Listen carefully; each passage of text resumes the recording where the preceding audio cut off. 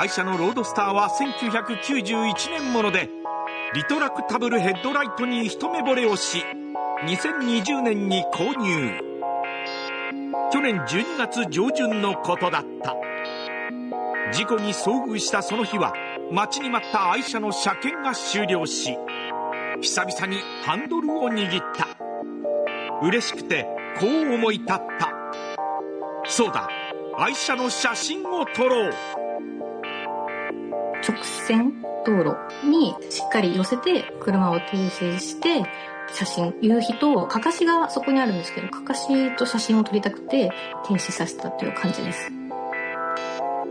綺麗な夕日、